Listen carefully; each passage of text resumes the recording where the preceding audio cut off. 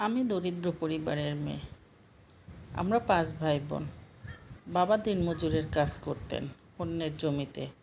কোনো রকম টেনে টুনে আমাদের সংসার চলতো। আমি প্রাইমারি অবধি লেখাপড়া করেছি, তারপরও আর করতে পারিনি। আমি দেখতে বেশ সুন্দরী ছিলাম। বাবা মায়ের সাথে সংসারে হাতে হাত লাগিয়ে কাজ করতাম আর ভাই বোনদের দেখাশোনা করতাম। এভাবেই আমাদের দিন যাচ্ছিল। হঠাৎ করেই পাশের গ্রাম থেকে আমার জন্য একটা সম্বন্ধ আসলো। আমার বয়স ছিল 16। আমার নাম রিমি। ঘটক সাহেব এসে বাবা মাকে বললেন, ছেলের পরিবার অনেক ধনী, বিত্তশালী, কোনো কিছু দিতে হবে না, তারা সুন্দরী, অল্প শিক্ষিত এবং দরিদ্র পরিবারের মেয়ে চাচ্ছে, তারা সব কিছু দিয়ে নেবে। যেই কথা সেই কাজ। বাবা মাও রাজি হয়ে গেলেন, কেননা আমাকে বিয়ে দেওয়ার জন্য তাদের হাতে কোনো জমানো টাকা ছিল না। ধনী পরিবারের, তারা শখ করে নিতে চাচ্ছে, সমস্ত খরচাদি দিয়ে নিবে। বাবা মা রাজি হয়ে গেলেন। পরের দিন ঘটক সাহেবের সাথে আমার হাজব্যান্ড আসলেন আমাকে দেখার জন্য। তো তাদের পছন্দ হলো। পছন্দ হওয়ার পরে আংটি পরিয়ে গেলে এবং দিন তারিখ ঠিক করে গেল বিয়ের। বিয়ের তারিখ ঘনিয়ে আসলো। বিয়ের আয়োজন চলতেছিল জোরতোর। তারা 8-10 ভরি গয়না দিয়ে, শাড়ি চুড়ি দিয়ে, সমস্ত খরচাদি দিয়ে আমাকে তুলে নিয়ে গেল শ্বশুর বাড়িতে। তো আমাদের বাসর হলো। দিন ভালোই কাটছিল। হঠাৎ করে সকালবেলা আমার শাশুড়ি আমাকে জিজ্ঞেস করলো, বৌমা, তোমার বাবা আসবে না তোমাকে নিতে? ফেরনায়রি যাবে না? আমি বললাম, হ্যাঁ, বাবা আসবে। আমাদের বাড়ি থেকে আমার বাবাকে অনেক টাকা পাঠানো হলো, যেন কোনো কিছুর কমতি না থাকে। তো আমার বাবা অনেক কিছু নিয়ে আমার শ্বশুর বাড়িতে আসলো। আসার পরে আমার বাবার সাথে আমি আর আমার হাজব্যান্ড গেলাম। আমার হাজব্যান্ড ওখানে গিয়ে অনেক বাজার করলো। ভাই বোনদের জন্য জামা কাপড় কিনলো, বাবা মায়ের জন্য পাঞ্জাবি শাড়ি কিনলো। গ্রামবাসী দেখে তো অনেক প্রশংসা করলো, আমারও খুব ভালো লাগলো। তারপরে ফেরনারি শেষ করে আমি আবার শ্বশুর বাড়িতে চলে আসলাম। বিকালবেলায় এসে হাত মুখ ধুয়ে কাপড় চোপড় চেঞ্জ করে রুমে বসেছিলাম।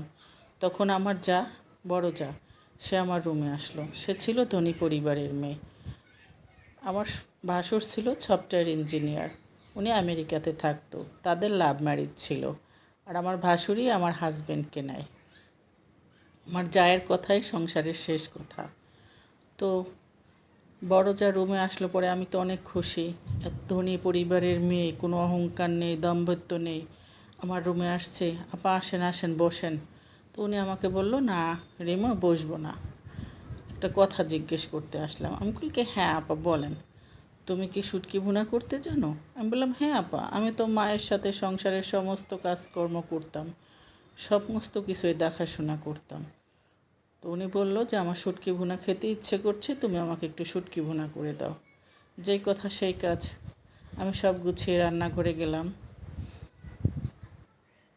দেখলাম খাবার টেবিলে বসে সবাই শুটকি ভুনাটাকে এত মজা করে চেটেপুটে খাচ্ছে। আমি অনেক খুশি হলাম যে সামান্য একটা শুটকি ভুনা এত মজা করে খেতে পারে মানুষ। খুব ভালো লাগলো আমার। আস্তে আস্তে টুকিটাকিভাবে আমার আমাকে বলল যে সংসার তো তোমার তোমার আমার দুজনেরই, তো এক কাজ করো, আস্তে আস্তে যতটুকু পারো করো। তার পাশাপাশি দেখলাম আমাদের বাসা যে কাচের বুয়া মনিরের মা, ওনার সাথে আমার অনেক ফিস করে কথা বলতো। তো মনিরের মা একদিন আসতো তো 5 দিন আসতো না, অসুস্থর কথা বলে। তখন আমার বলল যে মনিরের মা আসে নাই, কী করবা, না খেয়ে থাকবো সবাই, তুমি রান্নাটা করো। এভাবে আস্তে আস্তে আস্তে আস্তে আমার উপরে ধীরে ধীরে পুরো সংসারটা চাপিয়ে দেওয়া হলো আমার ঘাড়ে। সে তো ধনী পরিবারের মেয়ে, সে কিছু করবে না, করে না, তার কথাই সংসারের শেষ কথা। তো আমার স্বামীকে আমি বললাম, দেখো এভাবে তো সব কাজ আমি করতে পারছি না, আমার শরীরও ভালো লাগছে না, কত বড় সংসার, আমি এভাবে কি সব কাজ করতে পারি? তখন আমার স্বামী বলল, ভাবির কথাই শেষ কথা, এখানে আমাদের কোনো কথা থাকে না, আমরা কিছু বলতে পারবো না। তারপরে আর কি, গ্রামের বাড়িতে ওনারা অনেক ধনী পরিবার, ফসলাদি থাকে, গরু ছাগল থাকে, হাঁস মুরগি থাকে, সবই কম বেশি সবাই আমাকে দেখতে হয়, রান্নাবান্নাও করতে হয়, সবার কাপড় চোপড়ও ধুতে হয়, পুরো সংসারটাই আমার ঘাড়ের উপরে। এর ভিতরে আমার হাজব্যান্ডেরও যাওয়ার সময় হয়ে আসছে, ছুটি শেষ। তো উনি টিকিট কেটে নিয়ে আসলো, ওনারও যাওয়ার ডেট পড়ে গেল, উনি চলে গেল। উনি চলে যাওয়ার পরে এভাবেই চলতেছিল। আমার ধীরে ধীরে দম বন্ধ হয়ে আসতেছিল। হঠাৎ 1 মাস পরে আমি কিছু খেতে পারছি না, মাথা ঘুরছে, বমি আসছে, কিচ্ছু বুঝতেছি না। তো আমার শাশুড়ি ওটা ফলো করলো। কি হয়েছে রিমু? আমি বললাম যে মা, জানি না, আমি কিছু খেতে পারছি না, মাথা ঘোরাচ্ছে, বমি আসছে। পরবর্তীতে যা বলল, তেমন কিছু না, আম্মা ওকে পাশের স্বাস্থ্য কমপ্লেক্সে নিয়ে যান। তো মনিরের মাকে দিয়ে আমাকে পাশের স্বাস্থ্য কমপ্লেক্সে পাঠানো হলো। তারা পরীক্ষা করে দেখলো এবং বলল যে কনসেপ্ট করেছি। আমি ততটা বুঝতেছিলাম না,